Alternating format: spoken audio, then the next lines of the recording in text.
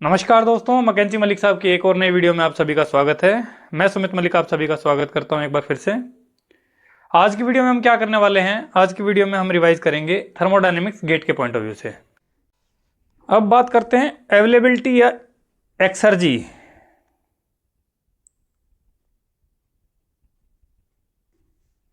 इसको एक्सर्जी भी बोलते हैं, अवेलेबल एनर्जी या एक्सर्जी।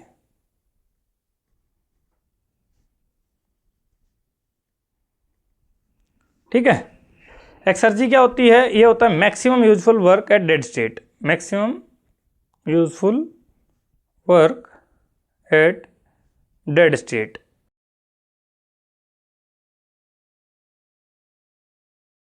डेड स्टेट क्या होती है? जब थर्मोडायनेमिक इक्विलिब्रियम आ जाता है। ठीक है, अब अगर बात करें अवेलेबल एनर्जी का फॉर्मूला क्या आता है? अवेलेबल एनर्जी का फॉर्मूला होता है Q into 1 minus T naught by T. अगर दो सिस्टम दे रखा है या फिर यू कैन से आपको चेंज इन अवेलेबल एनर्जी निकालना है, ये है available energy. Change in available energy निकाल लेंगे, चेंज इन अवेलेबल एनर्जी, तो उस केस में क्या हो जाएगा? Q into 1 minus T naught by T one minus Q into 1 minus T naught by T two. ठीक है जी, ये चेंज इन अवेलेबल एनर्जी का फॉर्मूला आ जाएगा। तो अब हम बात करते हैं, एक और चीज़ है इसी में, अवेलेबिलिटी फंक्शन पढ़ते हैं। अवेलेबिलिटी फंक्शन, अवेलेबिलिटी फंक्शन को हम फाई से रिप्रेजेंट करते हैं। वो हमारा होता है u minus T naught S plus P naught V plus C one square by two plus G Z one G Z. ठीक है ना, ये C1 ना लिख के इसको C लिख सकते हैं, यहाँ पे GZ1 ना लिख के Z लिख सकते हैं। ये हमारा अवेलेबिलिटी फंक्शन का फॉर्मूला आ जाएगा। ठीक है, जैसे आपने उसमें पढ़ा है, फॉर एग्जांपल SFW जब पढ़ते हैं, स्टेडी फ्लो एनर्जी इक्वेशन, वहाँ पे भी हमारा सेम फॉर्मूला यूज़ होता है। ठीक है, तो ये हमारा हो गया अवेलेबिलिटी फंक्शन का फॉर्मूला।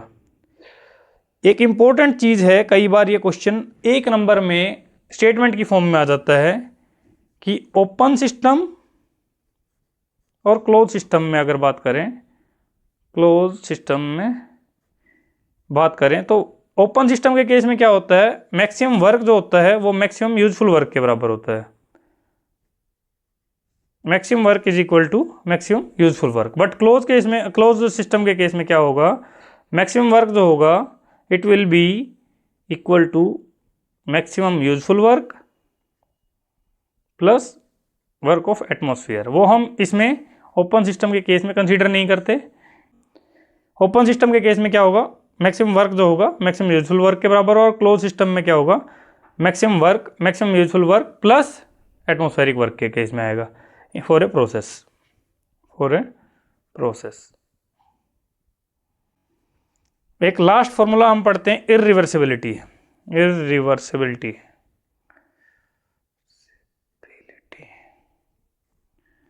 इरिवर्सिबिलिटी हम पढ़ते हैं T nought delta S according to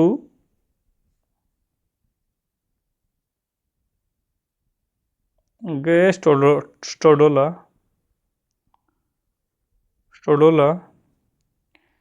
as पर स्टोडोला इरिवर्सिबिलिटी क्या होती है? T nought delta S. ठीक है जी, और ये क्या होती है, मतलब इसका प्रैक्टिकल मीनिंग क्या है? It is equal to maximum work minus, तो इरिवर्सिबिलिटी क्या होती है? Maximum work minus actual work. मतलब जितना वर्क हमारा लॉस हो गया ना, वो हमारा होगा इरिवर्सिबिलिटी। जितना हमें पॉसिबल हो सकता था या जितना हमें मिला है, उन दोनों का जो डिफरेंस आएगा वो इरिवर्सिबिलिटी होगा। हमें क्या पता है? अवेलेबल एनर्जी जो होगी वो कभी भी इंक्रीज नहीं हो सकती और अनअवेलेबल एनर्जी कभी भी डिक्रीज नहीं हो सकती। ठीक है, तो इंक्रीज इन अनअवेलेबल एनर्जी या डिक्रीज इन अवेलेबल एनर्जी, उसको हम बोलते हैं irreversibility. It is also equal to increase in unavailable energy या डिक्रीज इन अवेलेबल एनर्जी। ठीक है, तो यहाँ तक हमारा ये वाला चैप्टर भी एंड होता है।